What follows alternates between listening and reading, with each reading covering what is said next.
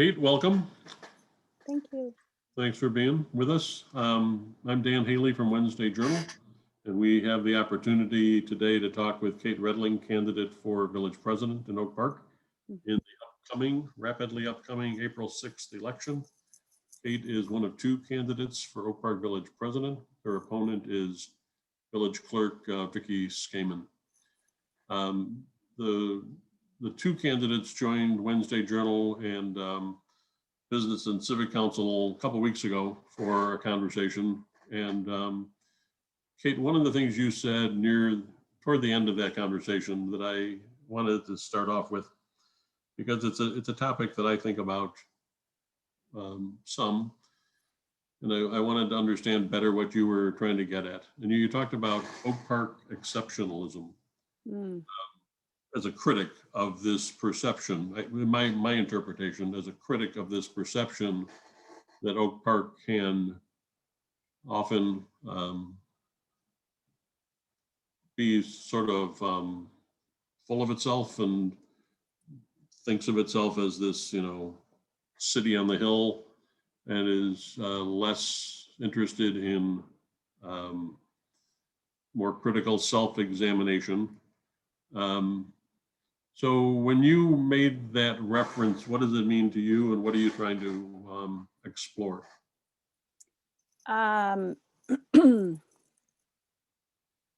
am really glad that we're starting with that, because I think it's a really important aspect for us, for all of us, to talk about, like our personal exceptionalism, our communal exceptionalism. And it's not always meant strictly as an indictment. It's, for me, it's more of a reminder all the time, for myself personally and also for the community.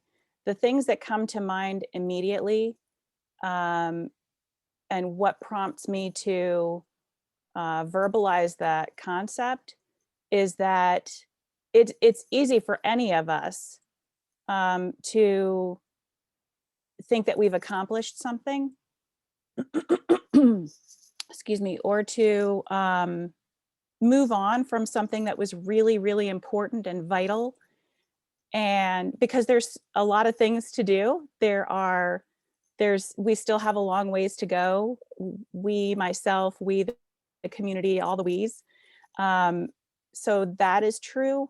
And I think that makes us very prone to lose sight, because we either we worked really hard on accomplishing that goal, or that goal is something that's really crucial or critical to our own identity or our own beliefs, our own values, and we want it to be true. And all of that can work together to have the opposite effect of us losing sight of something that's important. And I think when I mentioned that, I was trying to hold both sides of it, in that Oak Park is exceptional in a lot of ways. We are a remarkable community with a remarkable capacity in a lot of different ways. And we are also prone to feeling like we are an exception to the rule, whether that is, we don't have racism here, or we've done diversity and inclusion, we've accomplished affordable and integrated housing, our schools are great. Any of these narratives that a lot of people that I know and love and have worked on this for some of them years before I was even born. And I respect that. And we also have to keep looking at it.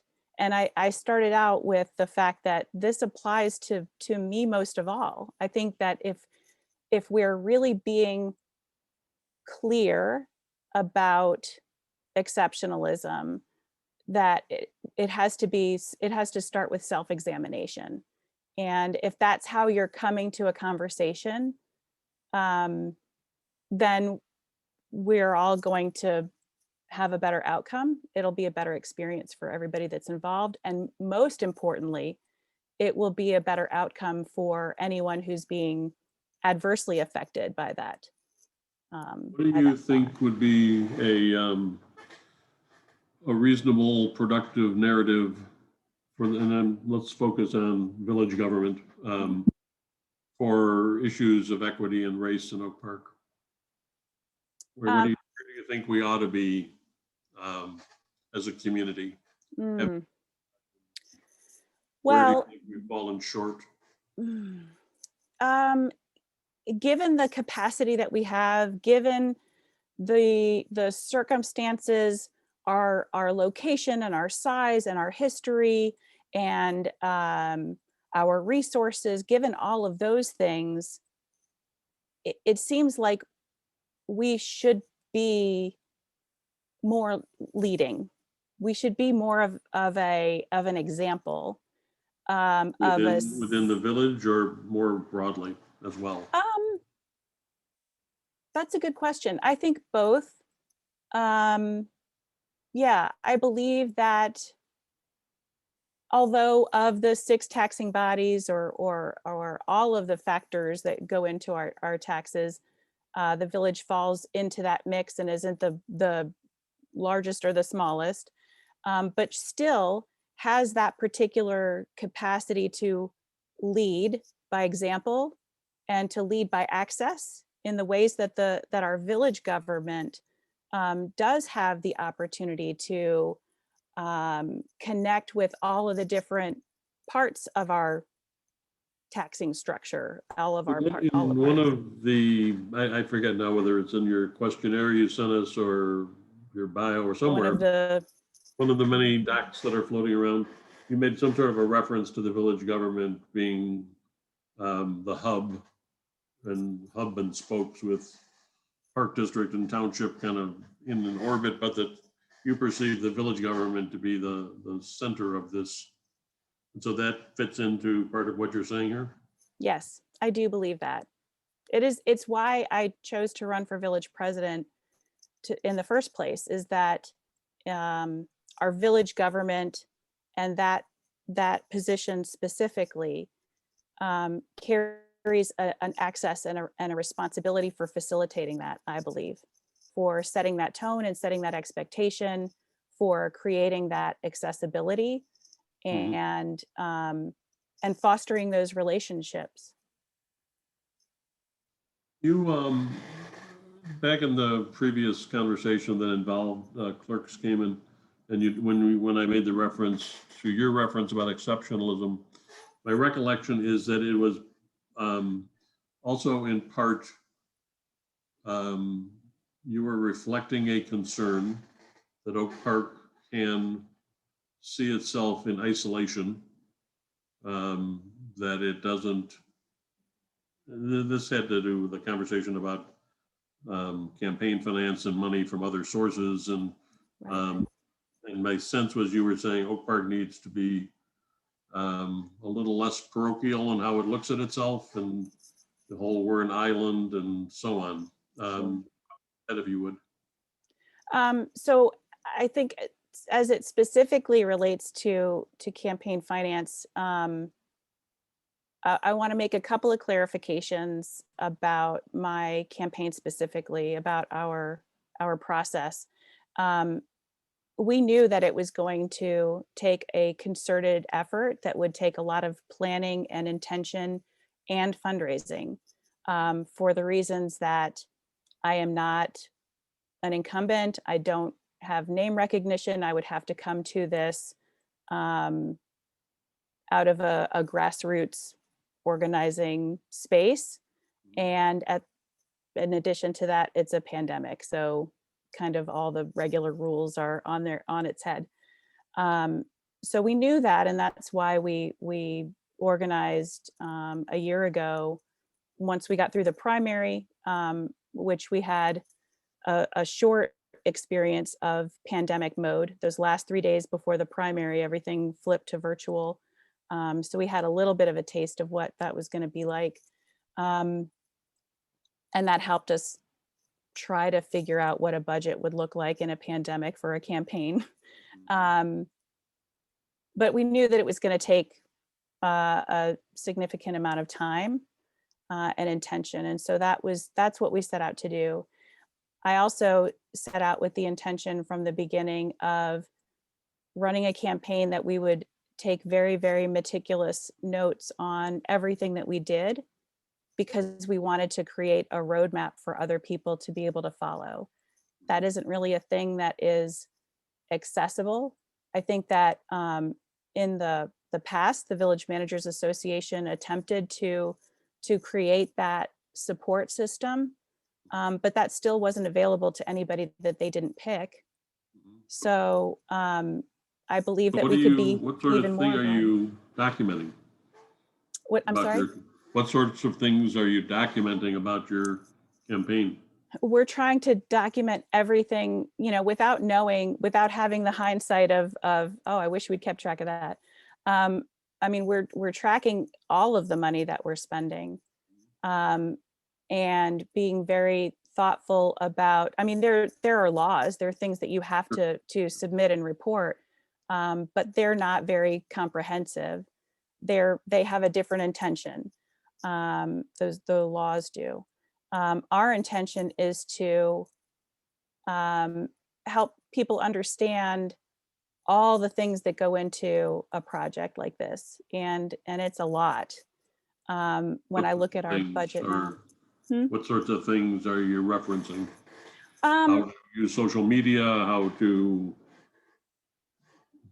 do you, like, making sure that we have a consideration in our budget for how do we support the team? What are the things that we do to show appreciation for the people that are working really hard on this campaign? So for one of the examples is cookies. I ordered special cookies from TT's Sweets, and she did an amazing job. And we gave those to the volunteers. That was a way to support a local business, get delicious cookies, and show appreciation to people. Everybody. Did you ever read the Love Languages book? No, it's an oldie but a goodie, and it describes the different ways that people show and receive love, and it's meant to, like, help you in any kind of relationship, really, not just a romantic relationship, but to find a way to understand how other people feel loved. And some people show love by giving a gift. Other people, they might feel loved by receiving a gift or receiving recognition, or and you can go through this process to ask questions and figure that out. So my love language is showing appreciation and trying to identify thoughtful ways to help people know that I care about them. So I ordered stationery from Fitzgerald's, that's really pretty, that has the picture that my neighbor drew, an illustration of my family in front of my house.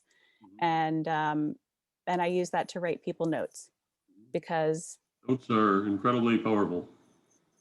Yeah. Let's go back to the isolation versus connection. yeah. I could be wrong, but my recollection is that might have been David Pope, who was village president for 8 years before Anan Abu Taleb. And that David may have been the first Oak Park president who, in a pretty open, direct way, reflected his interest and connections to the Democratic Party. And that it was a little surprising, Oak Park and its nonpartisan elections. And my recollection is that David would have said, and it would have taken him a long time to say it because he speaks for a while. I love David. I love David too. Yeah. You got to give yourself a little time to listen. Is that he would say, we're part of a bigger ecosystem. we're a liberal community, and so we're probably leaning, the community's probably leaning Democratic anyhow, so it's not like a stunner. But, I'm not going to, apologize for the fact that I have these connections. So where does that fit into your thoughts about how Oak Park ought to connect outside of the small borders that it has? I think I see those as two different topics, really, because there are the connections that we need to make and utilize and be supportive and be in relationship, and then there's partisan stuff, and I see those as two different things, really, because on the one hand, I believe that our local elected representatives should be active in relationship with the leadership of Cook County and of our state, because there are things that we need to advocate for that affect Oak Park. Also, it matters when there are things that affect our neighbors, even if it may not be something that directly affects us. It's still important, and I still feel a responsibility for being part of that ecosystem and carrying the weight that we need to carry. And that doesn't necessarily equate directly to partisan politics. And I'm happy to go down either of those roads, but do you agree that that seems like No, two I do. different things? Yeah. Okay. Yeah. Well, which road do you And want to go down? you think both of those have purpose for an elected village president? Yeah, I mean, I don't think that our village president has to be active in the Democratic Party. I'm not. I don't typically participate in Democratic Party of Oak Park activities necessarily. We definitely find ourselves in the same place. We were both working very hard on the fair tax referendum and doing identifying voters for that, and then doing get out the vote work for that and to support Kim Fox. So I find myself in the same spaces often, but I don't I don't consider myself I don't know how to be a member of Depop, if it's like a thing that you pay or get I don't know.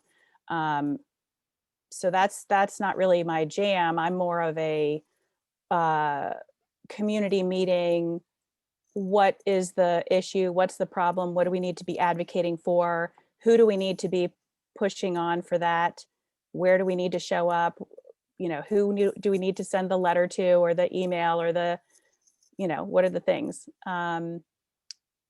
That's really how I see politics, and especially in a municipality, I don't see a need for a party affiliation. I think this process has taught me that our electoral system is pretty stacked against anybody who doesn't follow a party filing. You think, Park as well, you're saying? Well, in the way that we have people who are trying to impose a purity test of, you have to run as an independent, or you are somehow destroying some part of the This goes history of back Oak to the Park. fact that you got on the ballot as a Democrat. And as I recall, your explanation was, we're in a pandemic. I can get on the ballot with a handful, relatively, of petition signatures versus if I ran as a independent or And not. a month earlier. And what now? And a month earlier. So Okay. the ways that what really tipped me on making that decision, and I take full responsibility for that decision. We had a lot of discussions within my team, about it. I made the decision in the end, first because of safety, and the safety factor is also about math. So there's 30 days earlier. We got to do it August 25th, because if you're not a party candidate, you have to wait a month. We got to collect 25 signatures instead of Right. almost 600 signatures.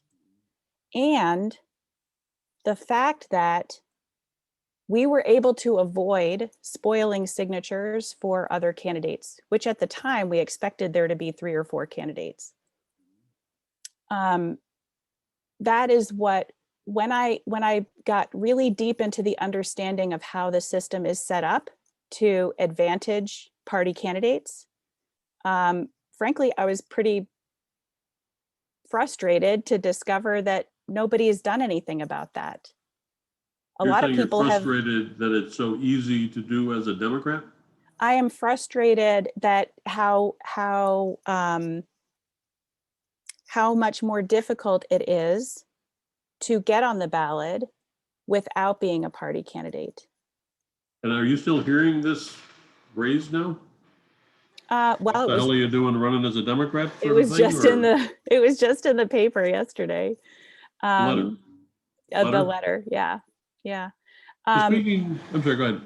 Well, I was going to say, I anticipated from the day that I made the decision and made the phone calls to the folks that I wanted to call ahead of making any kind of announcement. I knew that this was a conversation that we were going to have right up until April 6th, and frankly, probably beyond April 6th. And that's kind of the point for me. I wanted to open up this conversation. I didn't want to upset people. I did not go into this intending to show any disrespect to the work that was done. I sought out the support of the Village Managers Association 4 years ago, and I still respect and love the fact that we are a village that had so many people who volunteered their time and even invested their own money into supporting local candidates for municipal election. That is remarkable. But the truth is the VMA no longer exists to support candidates in that way. Right, right.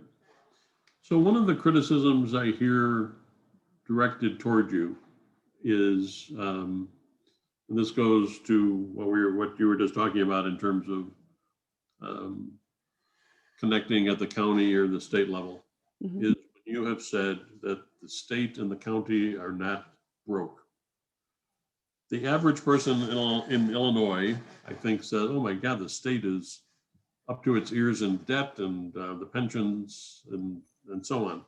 So you hear that criticism, I assume, and your response is what?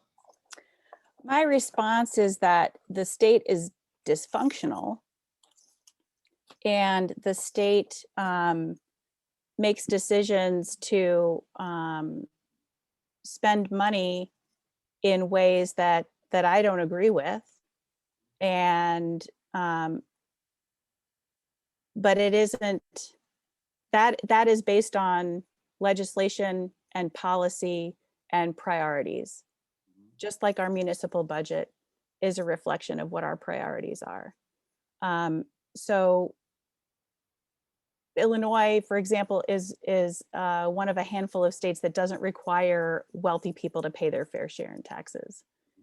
A lot of us in Oak Park fought really hard to change that, including the Democratic Party of Oak Park, and Senate President Harmon was a champion of that effort. For many years. And that was a tough blow to not achieve that. So I believe it's a matter of priority, and to me, in my mind, it makes who we choose as our local elected officials that much more important, because we need to be advocating for and paying attention to how our state and county budgets are prioritized, especially with the fact that we are looking at, somewhere in the neighborhood of $350 billion coming into the state. That's going to be a time of great vigilance in The how American Rescue Plan money you're talking about? yeah. Okay. That's going to be a time of great vigilance to manage how we make our decisions and what we choose to fund with that money. Back in the days before this year, when Wednesday Journal endorsed candidates, one of the questions that always came up when we were talking with school board candidates is the fact that, talk about dysfunctional, the way Illinois funds schools is nuts. So inequitable. I would always discount the candidates who said, so we're counting on Springfield to fix education funding. And my reaction is, you're a rube. And I don't, if that ever happens, great. But I don't have a whole lot of faith in Springfield to solve problems. The fair tax probably makes a lot of sense. Got defeated by a surprisingly wide amount. So are you confident that there is help from Springfield in terms of solving Oak Park's budget issues? I would not rely on that, but what I am confident is in the groundswell of awareness and support and advocacy from the community for demanding that the state and the county and the municipality fund the things that people need. That is what I do have confidence in. The conversations that we had in Oak Park around the fair tax referendum were very heartening. We passed it well over 70%. A lot of things, though, that Oak Park could pass that the state of Illinois voters in total are probably not going to back. Sure, but I think my point in saying that is that the mindset and the understanding of the community of Oak Park as it relates to our municipal budget, I believe, is focused on making things equitable, despite the fact that we didn't get what we needed at the state level. We are still a community that values that and that would prioritize that, especially when it comes to the COVID relief funding. So without going too deep in the weeds, give us 60 seconds on what participatory budgeting is. Okay. So we have a framework built out already in our commission structure. And you can actually, we just did a 1-hour session on participatory budgeting. It's on our website. And we had a special guest appearance from Norma Hernandez, who is a candidate for the Triton School Board, who happens to be that is her professional work is in participatory budgeting in Chicago and around the world. And so the super quick skinny is that it is possible for us to identify dollars that can legally and feasibly be part of a participatory system. We have a commission structure that can be re-enfranchised, for lack of a better term. I know that technically means voting, but that system has been starved and disinvested and needs to be revitalized and strengthened and legitimized. And by doing that, using that for a participatory system, not, as I've heard some people say who are currently in elected positions, not having 52,000 people on the football field. That's not participatory budgeting, and that's not what I'm proposing. But using a system, actually, what is an excellent example is, did you get to see the Center West Oak Park Neighbors forum about their advocacy as it relates to their neighbor, the development of Rush Hospital? That is, I think I actually have their document handy because I keep all of my things handy. That their process is a fantastic example of community organizing in a way that could be utilized in a participatory budgeting process. So basically identifying the money and So the money is a subset of Oak Park's overall budget. Right. It wouldn't be the whole budget. There are obviously legal constraints, but a great example of what might be a good place to start would be looking at the community development block grants, because they're already stipulated often for specific types of projects and locations. That would help us narrow down which commissions to focus on, and then having them in an interdisciplinary way sometimes, which I think would be really a better outcome for the community as well. Oh, here it is. This was their working paper, development that protects the neighborhood. They have basically followed a process of community organizing, identifying what the neighbors need and want. And then the village is then in a position to help facilitate between the community needs and the needs of our neighbor Rush Oak Park Hospital. They're both valuable, they're both important, and the village should have a role in helping to facilitate the way those types of projects go.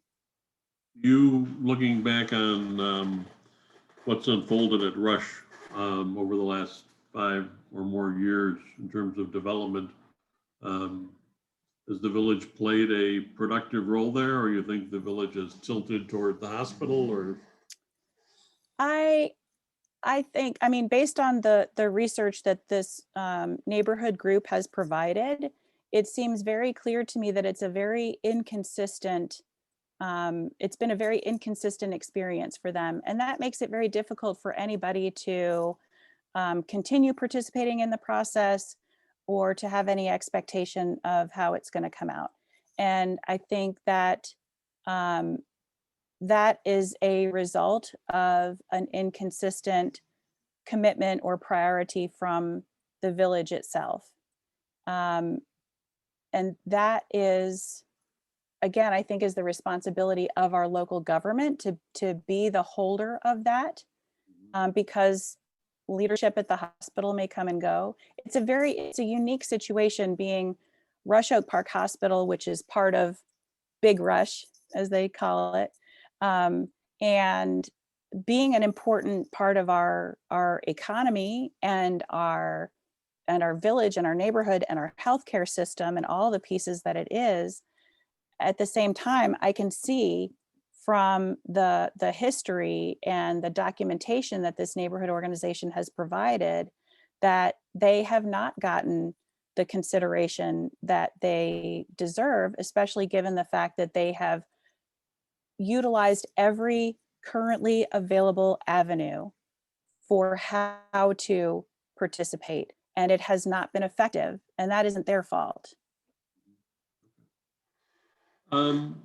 You make a point in your materials and when you're out campaigning to talk about what you label co-governance. Mm-hmm. My limited understanding is this has to do with how Oak Park Village government relates to other government entities. That is a great perspective. That's actually that is additional to Why did you define co-governance? intended. And then we'll talk about the other taxing bodies. Okay. Two of my favorite subjects. So the co-governance really comes from I got to attend a conference 2 years ago about co-governance, and it was really about how do we continue relationship with people as organizers? How do we continue our relationship with people that we get elected out of organizing? Because it's a different, you're agitating for power or you're holding power, and you need to be prepared for how that's going to work. And that goes to the biggest reason that I did not run 4 years ago. There were 3 reasons. One was that my youngest was not yet in kindergarten. which I knew going into reaching out to the VMA to interview with them. Obviously, I knew that my youngest was not in kindergarten. But the two things that I didn't know yet until after that interview were that the amount of money that had been spent on previous local elections, I had no awareness of that. And so began to prepare for that, obviously. But the biggest piece was that I believed I could win because I knew that people wanted something different. I did not have the structure, the network of accountability to govern effectively after I won. So that's what I mean by co-governance, is the organizing and community building that I just do anyway, because it's the way that I am in my community, has also been intentional over the past 4 years to build a network of accountability for governing.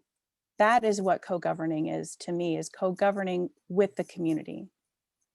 You get, as you're out talking, do you get pushback from people who say, great activist, not enough government experience? And that they see this tension there that they don't like? No, actually, I don't see those. I don't hear those put together specifically. I do hear, I don't hear this in the community. I see it on Facebook and in the Wednesday Journal. I don't have enough experience, which is easy to say. Obviously, I don't agree with it because I'm running for village president.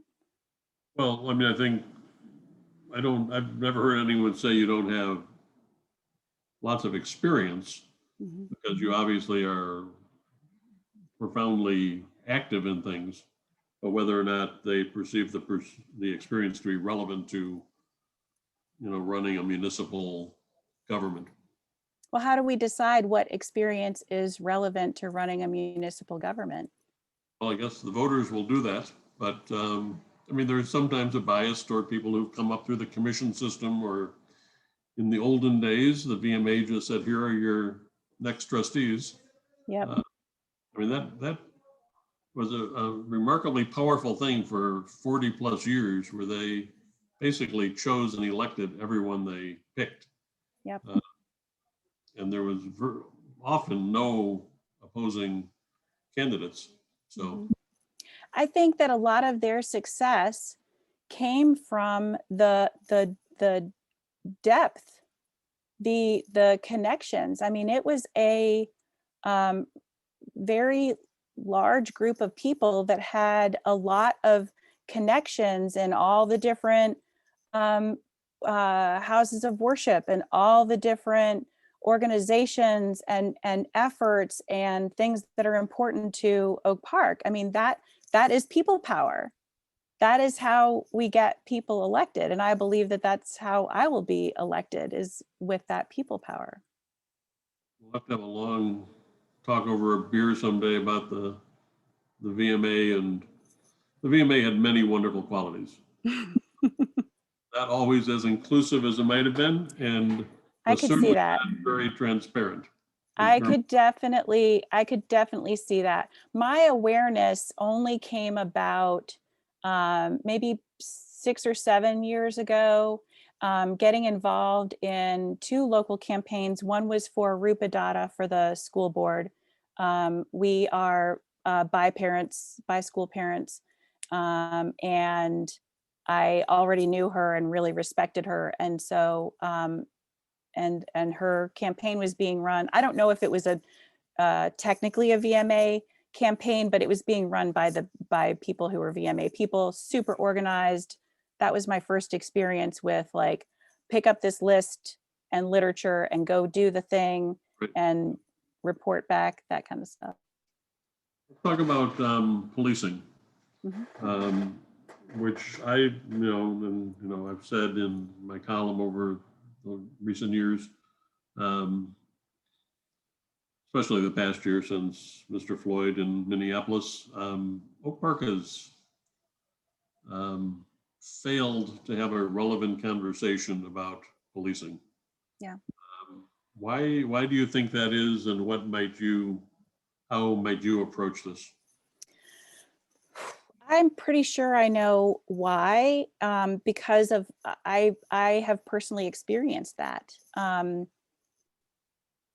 I my revelation, my personal exposure and understanding of the system of policing was a gradual awareness that started a few years ago at a very benign protest. It was downtown on Michigan Avenue. I think we were protesting Chase Bank, or one of the big corporations who had just done something egregious and used a loophole to, keep billions of dollars or something ridiculous. And we were marching against them. And the organizer, or one of the marshals, somebody with a speaker, said we were stopped for some reason and on the sidewalk on Michigan Avenue. And he said, I want you to look over here at the police. And they were I was right next to them, and they were dressed for, the helmets and all the stuff. I didn't even notice them until this person pointed it out. And they said, these police officers are here to protect this building from you.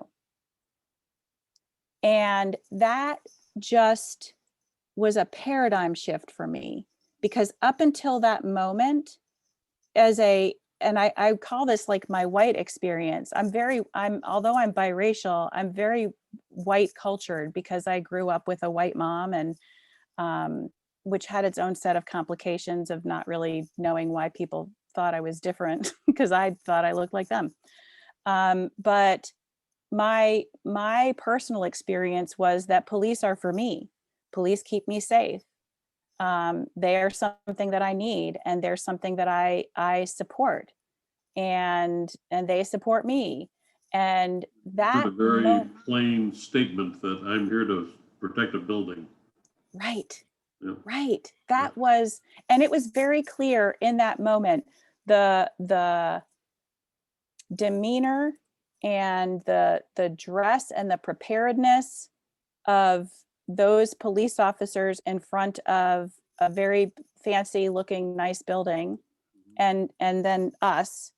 And that was really the start of my realization. Long before the uprising this summer, I began to look at things differently, and then was able to hear and understand more of other people's experience of policing. It wasn't, I was not actively denying other people's experience. It's just that until something breaks open that idea, it just doesn't, there's nowhere for it to go. That's why I think we haven't had a meaningful conversation about it, because I think there are a lot of us, not just in Oak Park, but all over the place, a lot of us who just have never been challenged. That concept has never been challenged in a way that we were accessible to see it differently. I don't mean challenged like you're wrong, or challenged like you can't understand the problem in a what's the word? I don't know what the word is for this. Maybe I'll think of it, but to be challenged in a way and a time that you have the opportunity to be vulnerable and open to it. And in that moment, I could see it. And I think that more of us could have experiences like that, hopefully, and come to that understanding. Going back to something we talked about at the top, in terms of why the village government hasn't led more on issues related to equity and race. Um, it's a curiosity to me, that it seems in terms of policing that Oak Park should be playing a leadership role in trying to sort this all out. And instead it's like the village is in more of a defensive crouch. It's like we have a pretty good police department. It's not like we have a terrible racist institution here, but why can't we be more vulnerable and more open to saying, what are the 10 things we could do over the next few years that would make this really an exceptional public safety institution?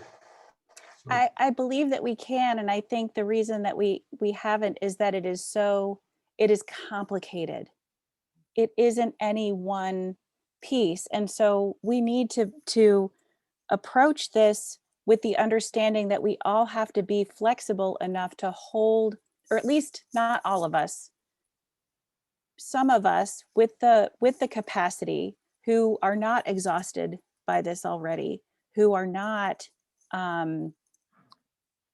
who have not been full on in this fight for generations, but who are fresh enough to it and have, in my opinion, added responsibility, because of complicity, because of years of ignorance about it, that I'm saying that for me and my experience, I have an added responsibility to put more energy towards being flexible enough to hold all of these different aspects of how we get into this conversation. Because the way that we stop it is to say, oh, but our police are good. Oh, but I know this officer and this officer and this chief, and they're good people. That is the way that we things can all stop. be true. Exactly. Exactly. We're running low on time. Let me ask you quickly about affordable housing. Mhm. And then you talk, this is a kind of it seems like a key piece of your perspective on how Oak Park needs to do something different. Yes. And you talk about, I think paraphrasing, that anytime that affordable housing is segregated by income level or race or age, is less a success than it might be. Mhm. Kind of a fair I statement think of it's detrimental. I think, actively detrimental. yes. But I wanted to ask you, one of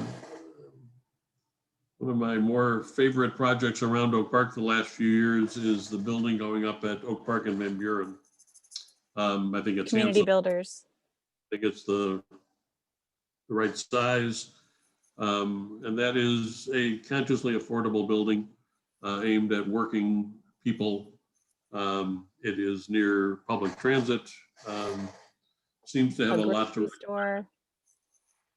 and yet you would somehow see that as, I assume you're not going to trash the project, but Oh, heavens, no. No, no, no, no. I think, it might be somehow. no, I think that project is, I think that is a great project. I remember my first exposure to it was when they did a presentation to the Oak Park Homelessness Coalition. And I was very excited about it then. And I'm still excited about it now. I don't think that is an example of isolation. Um, and maybe I'm wrong, but my understanding of the project is not that it would lead to stigmatizing or isolating a population. I think that the way that it is set up is, and the location that it is, and the organization that is bringing that project is a has a lot of great experience and is well suited to make that a successful project. So Kate, what haven't we talked about that you'd like to raise?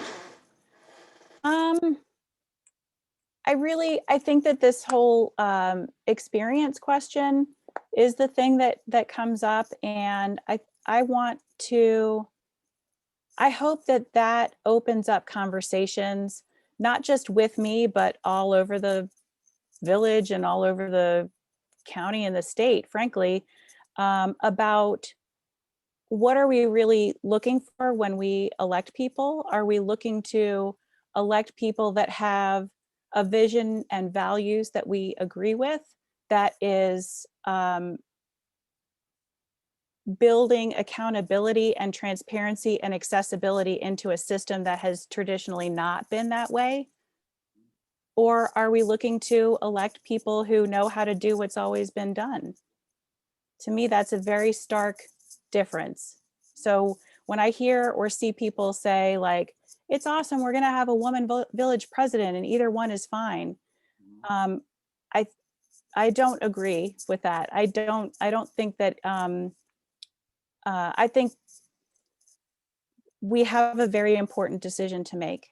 Are we going to choose to protect what exists?